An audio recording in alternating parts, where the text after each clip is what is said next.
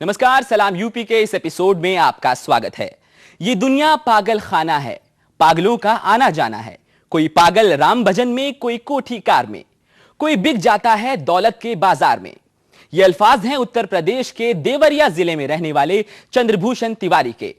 चंद्रभूषण के लिए कामयाबी के मायने औरों से जुदा हैं।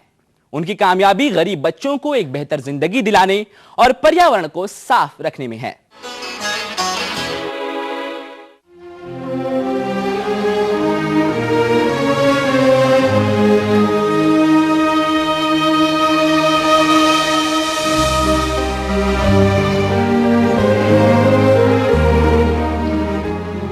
खादी कुर्ता पाजामा, मामूली चप्पल, चाल में सादगी और इनका हर अंदाज एक आम इंसान की तरह है।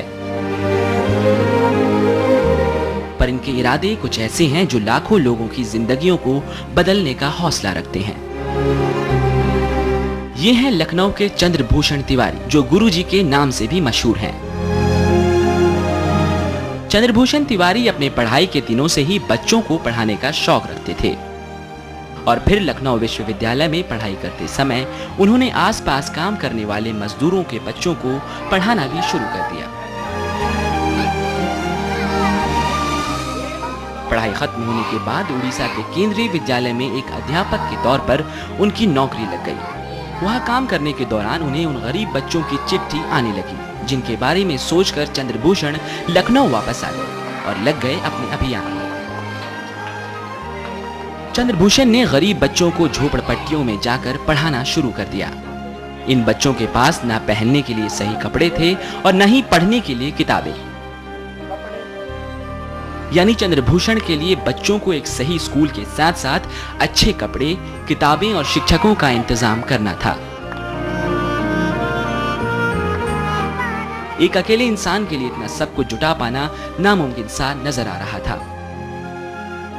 मैं जनपद देवरिया में एक भटवा तिवारी गांव है, वहीं का रहने वाला हूं। वहीं पे जन्म लिया और मुझे बच्चों को पढ़ाने का बचपन से ही ये भावना थी। तो मैं जब कक्षा 8 में पढ़ता था तो अपने गांव के छोटे छोटे बच्चों को का स्कूल लगाया करता था। वो भावना जो है बढ़ती गई और मैं एक अध्यापक बनना चाहता था और उसी दिशा में अपनी पढ़ाई लिखाई करते हुए मैं एक केंद्रीय विद्यालय में अध्यापक बना। लेकिन जब मैं लखनऊ विश्वविद्यालय में पढ़ाई कर रहा था तो मजदूरों के बच्चों को पढ़ाया करता था और ये बच्चे जो है कहते थे कि जब मैं उड़ीसा में पढ़ाने लगा तो बच्चे चिट्ठी लिखते थे कि कब आएंगे, कब खिलौने लाएंगे, कपड़े लाएंगे। और मैं लौट आया और लखनऊ में मजदूरों के बच्चों के झोपड़पट्टियों के बीच में मैं अपना स्कूल बनाता रहा और वहाँ पे पुराने कपड़े, खिलौने, खाने के सामान और बच्चों को के पेंसिल, रबर, कटर वगैरह जुटा करके पढ़ाता हूँ। पर इन बच्चों से चंद्रभूषण का लगाव इतना ज्यादा था कि उसने इनके लिए घर घर जाकर मदद मांगी और बच्चों के कपड़े और दूसरी जरूरत की चीजों को जुटाने लगे।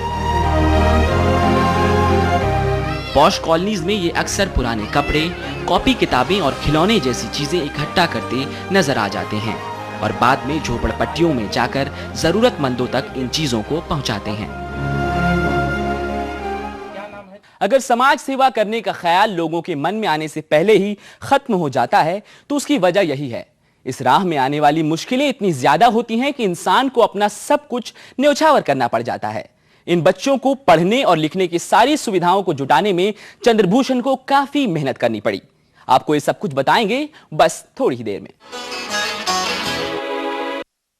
62वें स्वतंत्रता दिवस पर साई इंस्टीट्यूट की तरफ से मैं सब ब्रेक के बाद